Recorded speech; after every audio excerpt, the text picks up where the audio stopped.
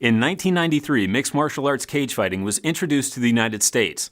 With its meteoric rise in popularity, the sport and its members evolved dramatically, creating a unique culture based on intelligent aggression and strategic violence. In this process, cage fighters traded traditionally modernistic notions of work and life for new postmodern ideologies and practices. Today, they embrace strategic ambiguity, organically negotiated relationships, boundaryless structures, and proactive empowerment to better themselves and their fighting culture. To illuminate the postmodern intricacies of MMA fighters, I shadowed Curtis Cloward for more than 2 weeks as he prepared for a cage fight in April 2009. Over the course of those 2 weeks, I captured a majority of his daily life with a camera and a microphone. The experience was, to say the very least, a unique one for both of us. The following documentary explores the MMA fighter as a complex and sometimes dichotomous being, one that embodies the new postmodern contributor to the future.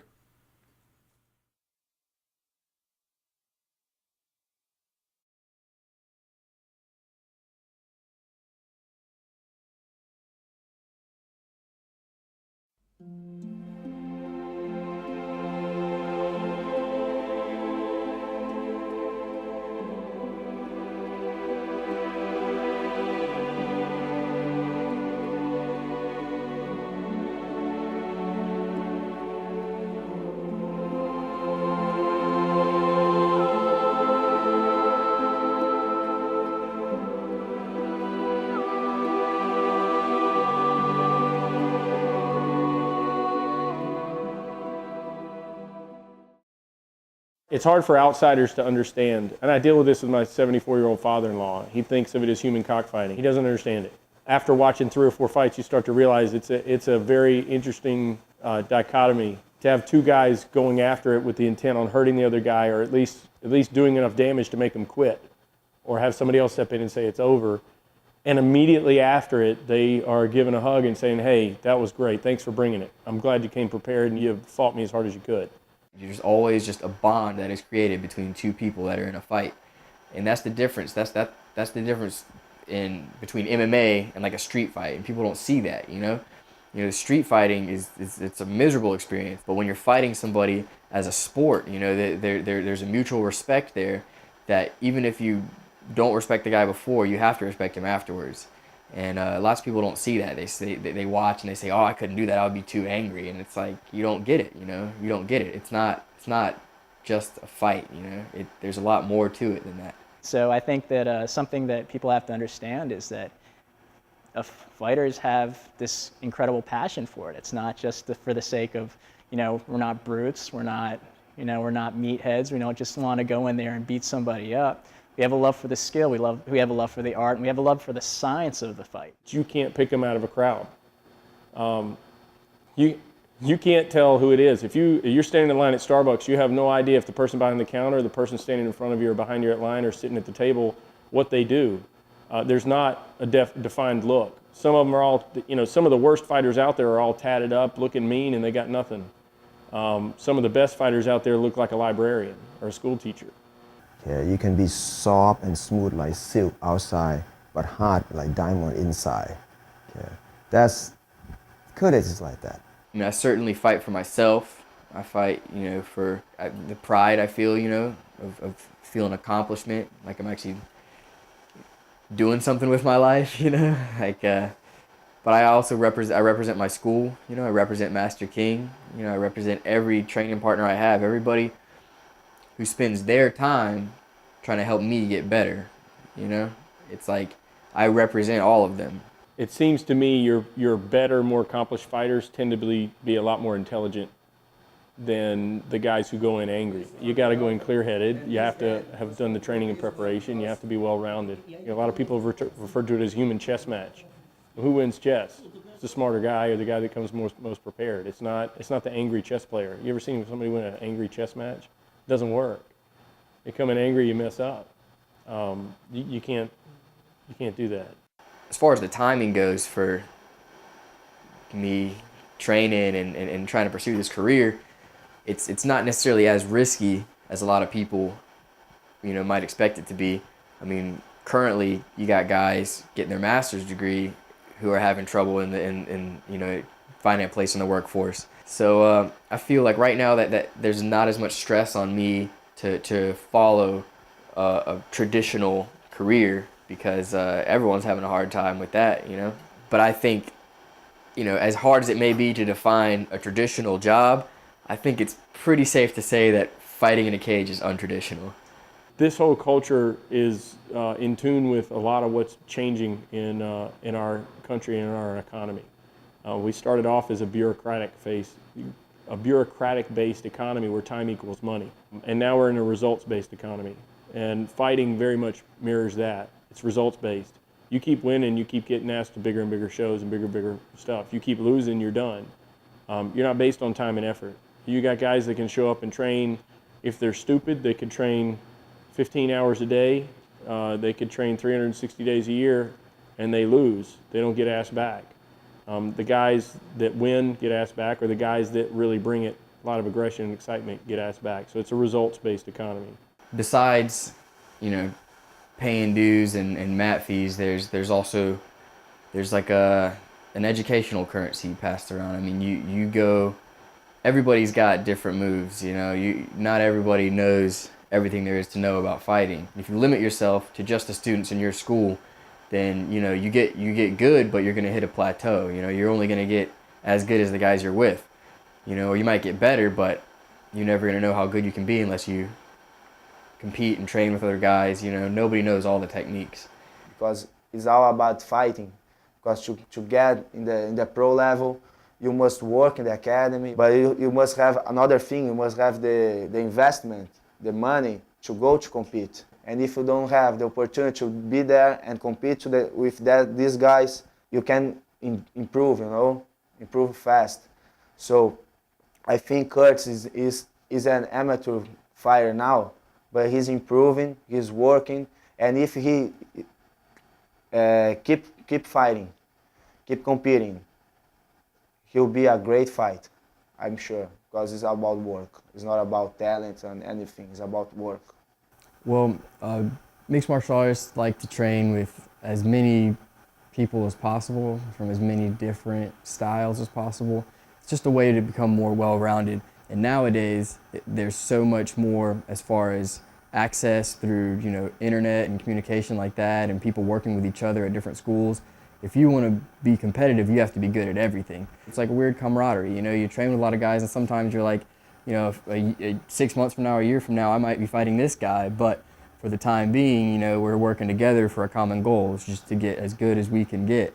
Now, at the same time, knowing that you might have to fight that person, you're not going to show them all your stuff. You don't want to show them, you know, you don't want to be at your best, and you don't want to be at your worst. You know, you want to be good enough that you guys can learn from each other, but you want to keep a couple secrets for yourself. From a fighter's perspective, every move they make, there's a counter. There's a counter and a reversal. There's a positive and a negative to everything you do, and you have to go in clear-headed to do it, and you have to be trained in both offense and defense from so many different angles and so many different disciplines. You can't come in stupid. There are no good stupid fighters, and there are no good angry fighters, as far as I can tell. All things are difficult before they become easy. When you were born, you cannot walk or run. You can't even claw. Over time, you learn how to do that. Same thing with martial arts skill. You have to condition not only your body, but your mind. Your mind have to be strong. You cannot give up. Because sometimes when you feel tired, that little voice in your head that I cannot do anymore, I cannot do anymore. That's usually what makes your body shut down. Okay? Once you have strong mind, then everything will be a lot easier. I do think about the other guy's family. And I feel bad. I do feel bad. Sometimes I feel pretty bad. You know, you want to try and make the guy feel better afterwards, but there's only so much you can say. It's usually just pretty awkward, and you just kind of part your ways.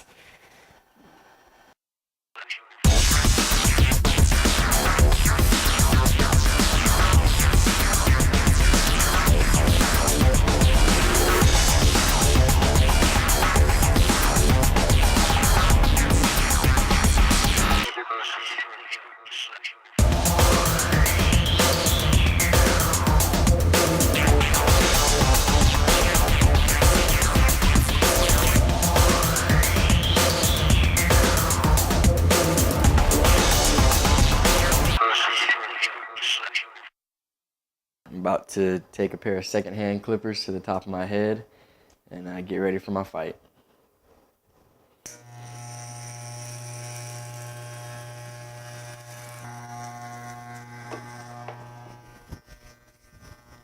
Not too bad for round one.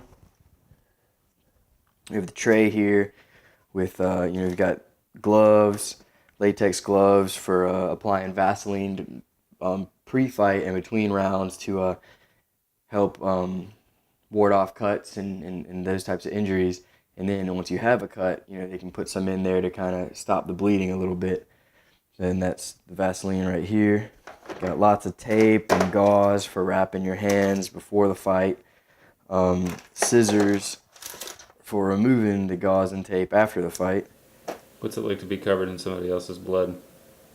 I haven't had any particularly bloody fights, but I have had, I've had someone else's blood on me for a little while, and it's just, it's a little weird, I mean, blood has a very unique stench to it, and when it's not yours. So, it might feel kind of cool and primal at first, but after a while you're like, let's be on the safer side and get rid of this, because you never know. We get blood tested every 6 months. A lot can happen in 6 months. That knockout, it's like I don't even remember throwing the punch. I was just going through the motions. It was the technique, and it was funny because the technique that I knocked the guy out with, we had just worked that combination in the locker room before. Like, we hadn't even done that, up until that night.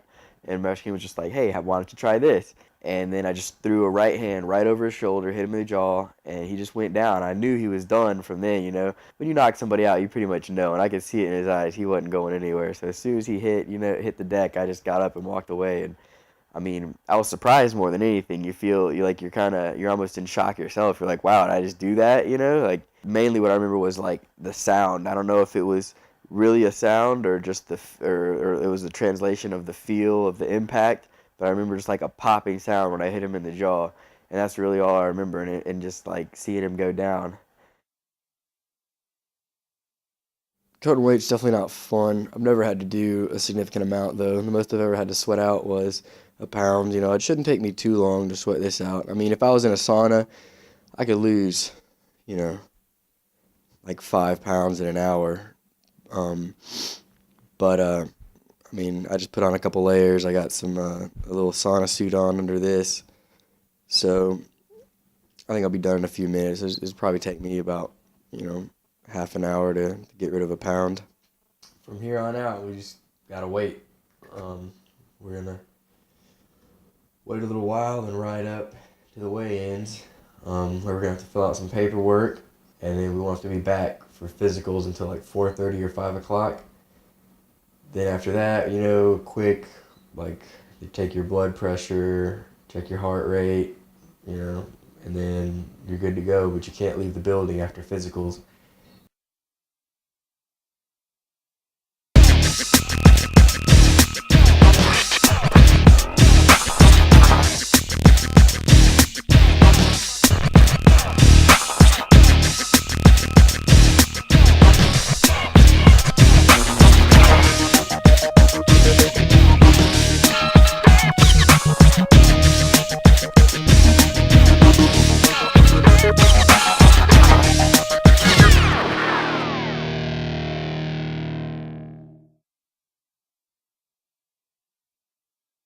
That went pretty easy.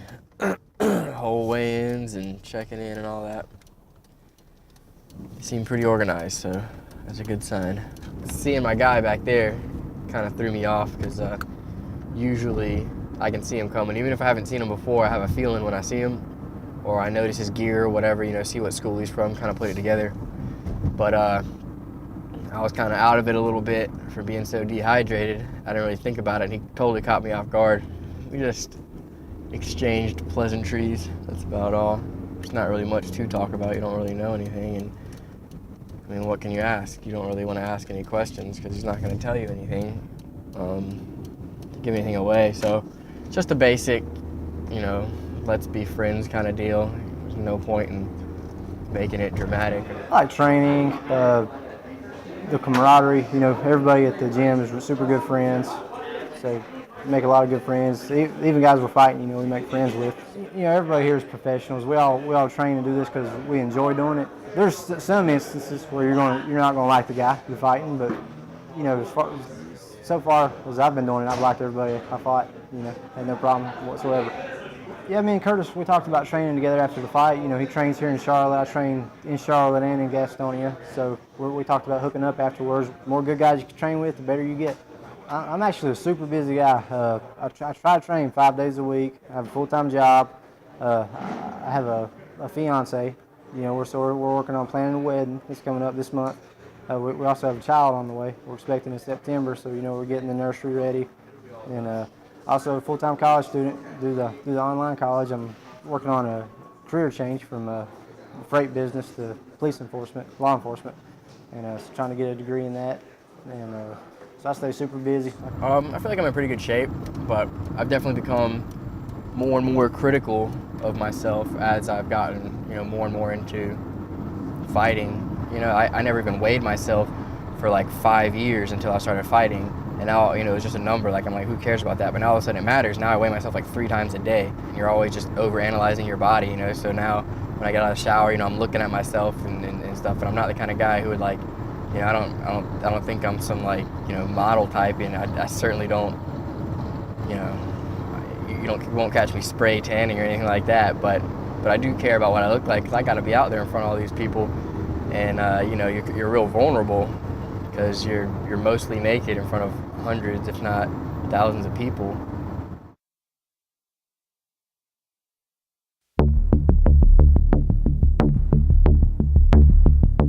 I see some of the best sportsmanship in all the sports in this sport right here. I expect to see nothing less than that tonight. He's gone over all the rules. You guys know the rules. Expect you to follow those rules. I wish you each and every one the best of luck, guys. Like I say, mad respect for each and every one of you.